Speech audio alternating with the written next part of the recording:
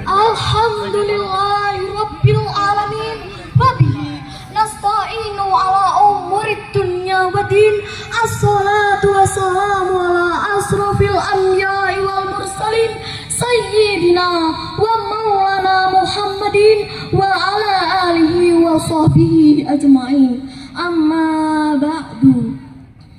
Hadirin semua yang kami hormati,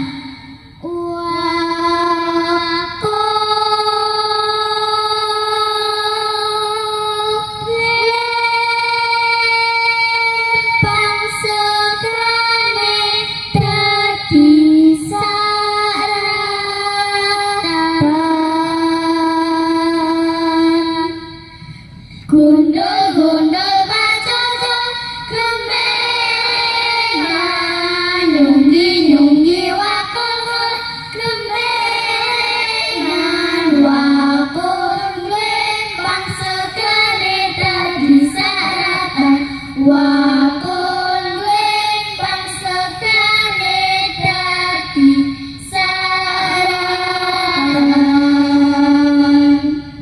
Albert Einstein, seorang ilmuwan terbesar abad ke-20, sebagaimana yang dikutip oleh Harun Yahya yang menyatakan bahwa religion without science is lie, science without religion is blind. Agama tanpa ilmu adalah pincang, dan ilmu tanpa agama adalah buta.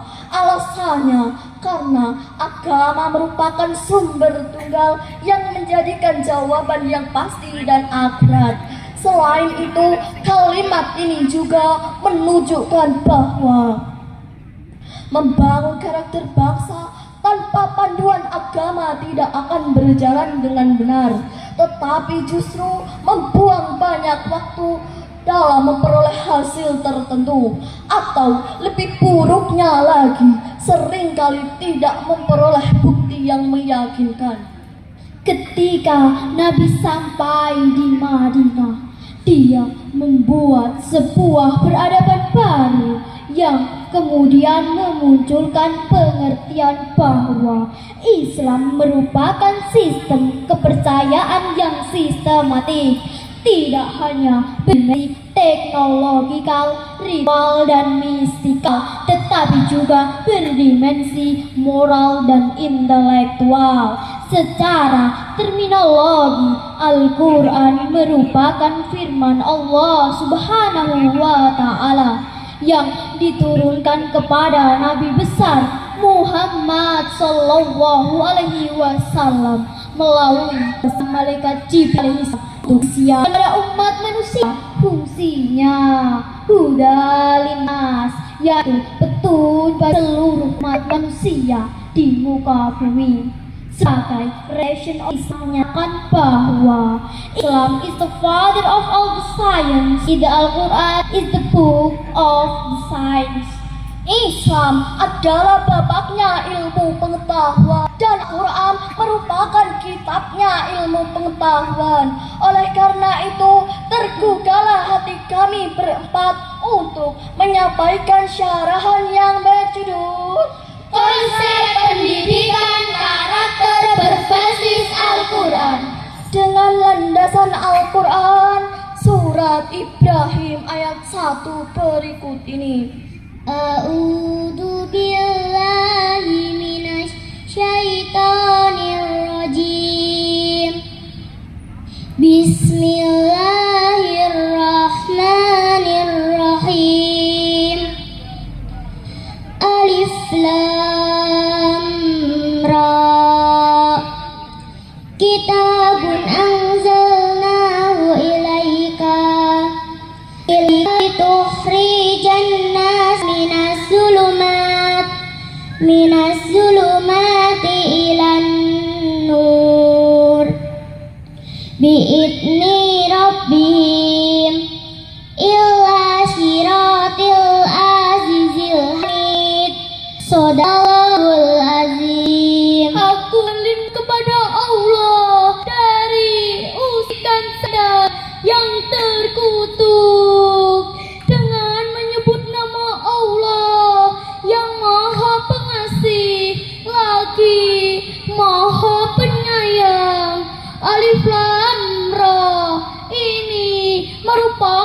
kitab yang kami turunkan pada Muhammad agar mengeluarkan manusia dari gelap gulita menuju cahaya yang terang benderang dengan izin Tuhan mereka untuk menuju jalan Tuhan yang maha perkasa lagi maha terpuji. Hadirin semua yang kami hormati, Profesor Dr. Muhammad Quraish Shihab dalam tafsirnya Al-Misbah bab 7 halaman 7 menjelaskan pentingnya Al-Quran yang disebut oleh Allah Subhanahu wa Ta'ala menggunakan bentuk jamak untuk kata As-Sulumat yang berarti aneka gelap, sedangkan An-Nur berbentuk tunggal. Hal ini menunjukkan bahwa kegelapan bermacam-macam dan beraneka ragam, sumbernya pun banyak. Berbeda dengan An-Nur atau cahaya yang menerangi dan tidak pernah memberi kegelapan. Hadirin, penjelasan tentang Al-Quran sebab benar atau An-Nur benar-benar menyatakan bahwa antara Al-Quran dan pendidikan terdapat hubungannya saling kaitan. Bin Nabi dalam kitabnya Intajal Mustasrikin Wasarhu fil Afiri Al-Hadid menulis bahwa ilmu pengetahuan sekumpulan masalah serta sekumpulan dipergunakan untuk menuju tercapainya masalah tersebut. Hal ini menunjukkan bahwa kemajuan pendidikan di Indonesia tidak dapat dinilai apa yang dipersembahkan kepada masyarakat, tetapi juga diukur dengan wujudnya suatu iklim yang mampu mendorong pendidikan di Indonesia.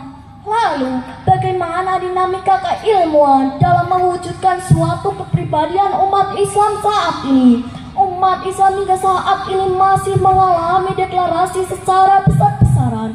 Terbukti hadirin dari data penelitian internasional tahun 90-an menyebutkan bahwa Israel yang notabene Yahudi dalam 1 juta penduduk memiliki 1.600 pakar pengetahuan. Amerika yang notabene Nasrani dalam 1 juta penduduk memiliki 160 pakar pengetahuan. Sedangkan Indonesia yang notabene mayoritas muslim terbesar di dunia dalam 1 juta penduduk hanya memiliki 65 pakar, yang Islamnya hanya 6 orang.